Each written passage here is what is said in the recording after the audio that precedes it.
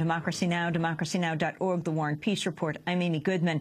As we continue to talk about the economic state of the United States of America, Dean Baker with us, economist, co-director of the Center for Economic and Policy Research, and Donna Edwards, Democratic Congressmember from Maryland. Dean Edwards, this super Congress, they're calling it, a super committee, where will the, Dean Baker, where will the transparency be? Who chooses these members, and what kind of oversight will Congress have? Well, the leadership of Congress are going to pick the members, and we don't know. I mean, actually, Representative Boehner and Mitch McConnell made it clear they're only going to pick people who refuse under any circumstances to raise taxes, so we know where that goes. If tradition follows, we'll probably see the most conservative Democrats picked to the committee, so we'll either get a really bad deal or no deal. And if we get no deal, then the most likely story then is you get this sequestration process, which will take very large cuts out of domestic discretionary portion of the budget. So these cuts overall are not that large a share of the budget, but of the share of the budget that's got most education spending, infrastructure spending, student aid, a number of other important programs, we might see cuts in the order of 25–30%. And that doesn't look like a really good picture to me. What's your overall reaction to the debt agreement? Well, I mean, what's really infuriating is this is unbelievable nonsense. I mean, we had a collapse of epic proportions when the housing bubble burst. We're sitting here at 25 million people unemployed, underemployed, or out of the workforce altogether, and that's what caused the budget deficit. That's what's astounding. It's amazing President Obama doesn't just get up there and say that. In fact, he deliberately misrepresented the story to the nation a week ago Monday when he said that we had a deficit of over $1 trillion. Then the economy collapsed. No, that's not true, and he knows that. The deficit was relatively small until the economy collapsed. So we're looking at the wrong problem. So it's very hard to be very happy about this because we have an enormous problem that people in Washington aren't paying any attention to, and instead we're focusing on a problem that isn't there and making things worse. What would have happened if the U.S. had defaulted, Dean?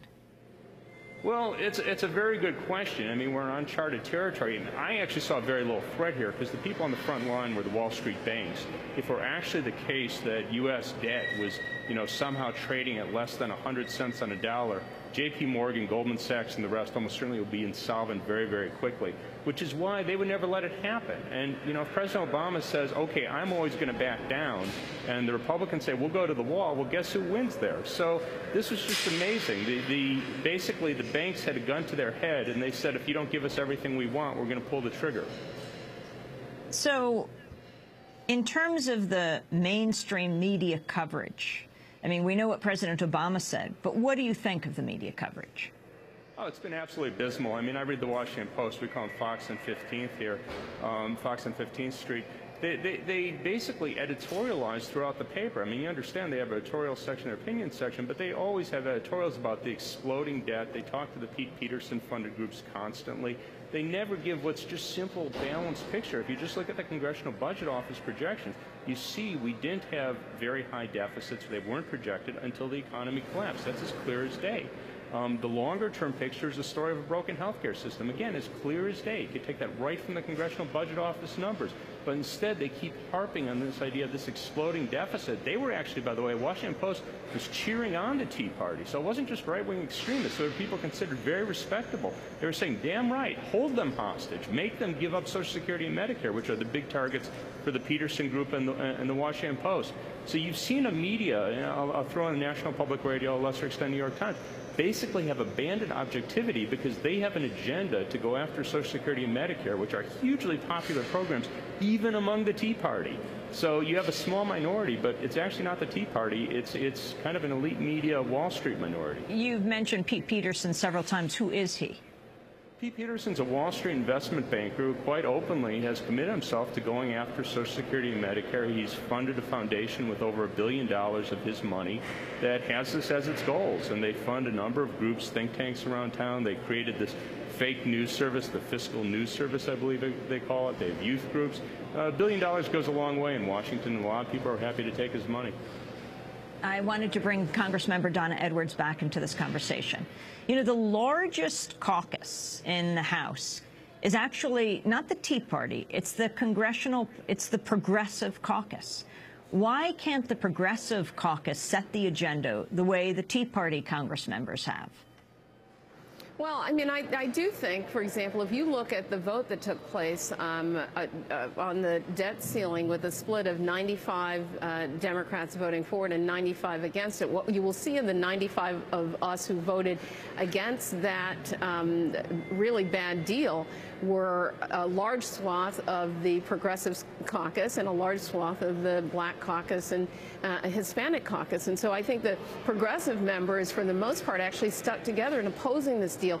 What I will say to you is that one of the things that did come out of this, although not safe from the sequestration process outlined after this joint committee gets to work or not, is that we were able to successfully push back at the president when he first put on the table Social Security, Medicare, and Medicaid. We spoke out very strongly. In fact, I led 70 of us in sending a letter to the president saying, keep that out of this discussion about the debt ceiling. And there was so much pushback from us and from the American public that indeed those conversations were pulled out of this debt deal, although obviously we can see not permanently when you get to this secondary process that's been outlined here. And I think that we have to rev it up even more, because I think, as Dean said, these are programs that the American public really cares about. They're programs that really benefit the middle class. And, you know, Dean and I have had this discussion. If we're going to have any conversation about Social Security, it needs to be about how you raise the income threshold instead of raising retirement age and cutting back on benefits. And my fear is that this joint committee that is chosen, Republicans and Democrats, that you will have the Democratic leadership saying, you know, we need to choose a group of people who are going to consider everything as has been outlined, and the Republicans will choose the hardliners. And that sounds like a deal to me that we cannot win. And so, and the other thing is, I don't know that I put that much stake in a process of 6 Republicans and 6 Democrats on a joint super committee that, you know, really, when you have people who want to tear down government, they would love nothing better than to go to that sequestration process, because that's exactly what will happen. Well, what about this? What kind of power do you have with this little super Congress in place? Will it be open? Will we watch these hearings, their reports?